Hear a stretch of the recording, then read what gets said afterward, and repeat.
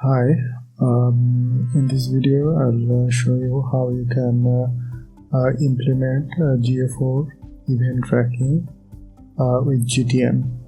So here you can see there is a form, and when you submit this form, a thank you message will appear, and that thank you message will count as a lead. So if you want to send that lead in GA4 or any other platform, you can do that after user submitting this form. And in this GTM is integrated in this website. If we submit this form, let's submit it and let's see what happens.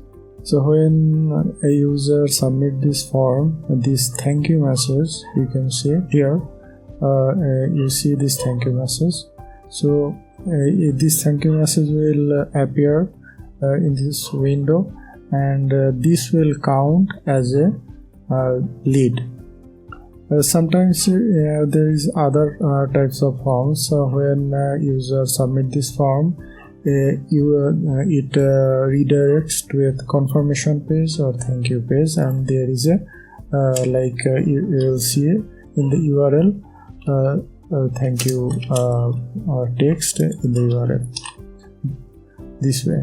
But this form is different. It is nothing. It is not showing anything in the URL, and we need to track this message, and it is only appear after submitting the form. To track this as a lead, at first we need to create a trigger in WebGTM. So how we can create this trigger?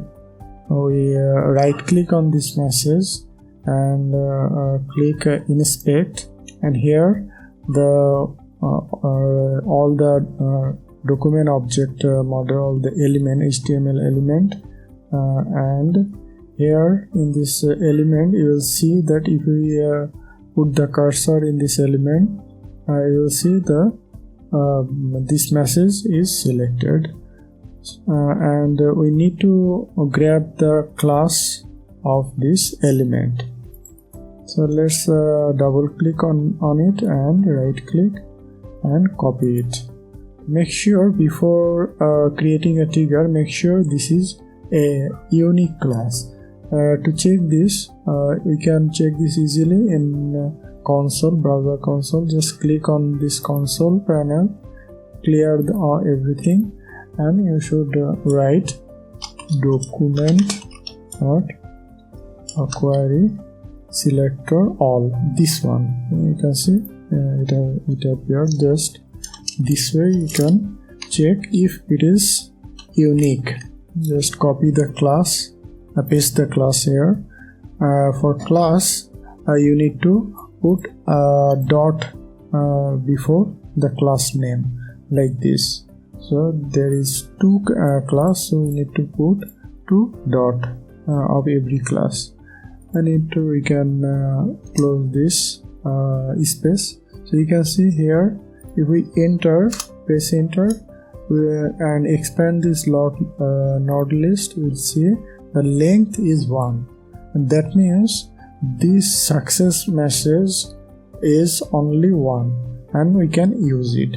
So let's copy this class here, copy it, and we need to go back to WebGTM, and here you need to click on triggers and create a element visibility trigger, because this is an element. You can see here, this is an element, and so when this element appears in the only after a form is submitted.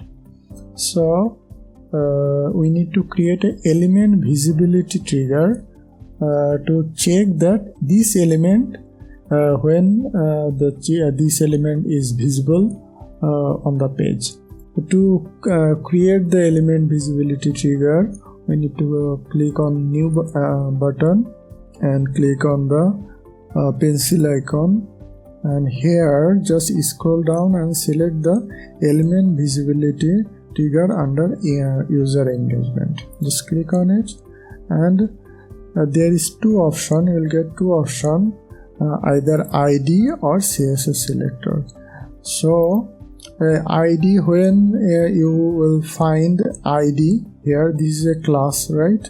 If there is an ID of this element, you can use that ID here, but we are selecting a class here, so we need to select CSS selector, and here we need to paste the class of this element. Then we need to fire this element once per page. Okay, keep this as it is, and here the 50% means whenever the success message is visible at least 50%, then it will fire. So you can keep it 10% or 20% as you like, but it is advisable if you keep it 10% or 1 as you wish. So then we need to enable this observe DOM changes. Then check it, and this means whenever this is a document object model, every element. So when success messages appear, this element changes, and this option it monitors if there is a change in the window. Okay, so you need to check this, and then everything is done for the trigger. Just give it a name. I'll give a what type of trigger it is. Normally I use this for this trigger, and let's give it a name like generate lead trigger. Okay, then let's save it. Okay, this is our trigger. This one I just created earlier. So now we need to create a tag, and we will send the event to GA4. So whenever user submit this, an event will be sent to our GA4 account. So to do that, we need to create a GA4 event. So I already created, but let's remove it and do it from scratch. So to create a GA4 event, we need to click on this new button and click on the pencil icon, and here you will see the Google Elements option. Just click on it and select Google tag. So at first you need to create a Google tag. This is a mandatory to send any event to GA4. So just click on it, and here you need to put your Google account ID, measurement ID. How you can get this? You just need to go back to your analytics, GA4 analytics, click on this admin and go to your GA4 data stream. Here you can see under the data collection modification, you will see this data stream. Click on it and open it, and here you will see your measurement ID. Just copy it and go back to your Google Tag Manager. Here you need to paste your Google Tag Manager here. So your Google Tag Manager are set here, and just give it a name and save it. So it is mandatory before sending any event to your GA4 account. So I have already created this one. This is the one. So if we open it, you can see here everything is set. And now we need to create a GA4 event tag. This is a Google tag, GA4 Google tag. So now to create a GA4 event tag, just click on new and click on again click on this pencil icon and open Google Analytics.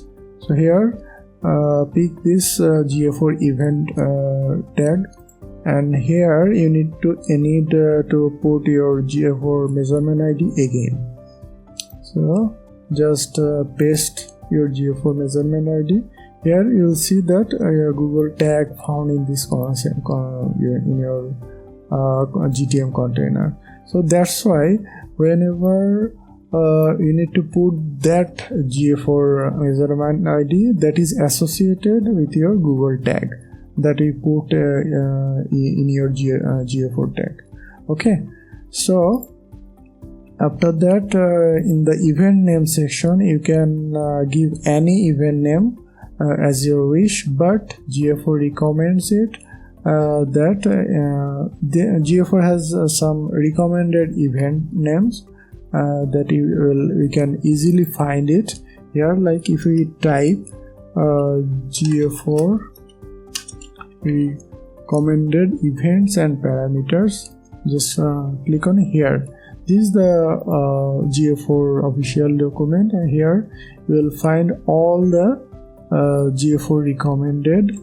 If you click on one of them, here you can see this is all the GA4 recommended parameters. So for tracking this lead, if we refresh it, this is a lead, right? So tracking this lead, we can use this GA4 event name, generate underscore lead.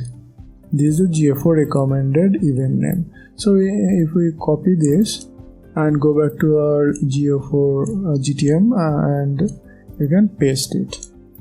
Okay, so you can use your own name, no problem at all. Now we need to use the trigger that we created. Just click on the trigger section and choose this one. Okay, so give this event a name. Okay, we can you can give any name as you like. So this is a GA4 event, right? And this is a generate underscore lead. Okay, so save it, and now you need to go to preview and make a test submit to see if your tag is firing and everything working properly and it is sending the event to GA4. So let's preview it. Here is the form. Let's give it a name, all the name. And this is a test submit. So test. Okay, so let's give it a submit. Now you can see the success message here. So our tag should fire in the preview.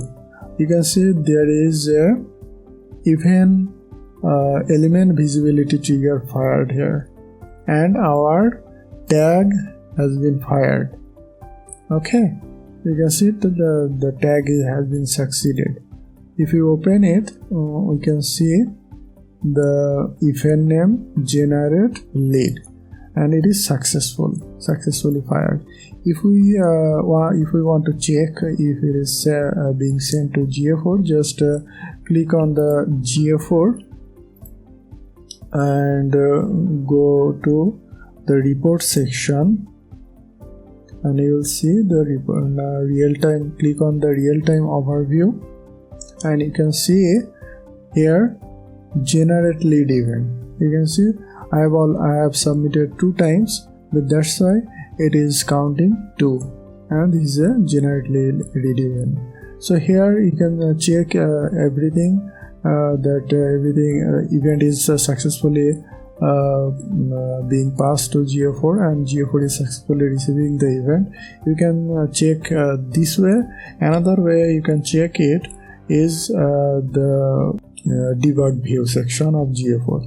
If we click on the debug view and open the debug view, you can see, you will see all the events coming in the GA4. So here you can see the generate lead event has come in GA4. So this is all. After seeing that GA4 has successfully received the event, you just need to close your preview mode, close everything, and then publish your WebGTN. Just give it a name, just publish it, and then only then your setup or tracking setup will be live. So everything is working, and this is all from my part. See you in my next video. Thank you.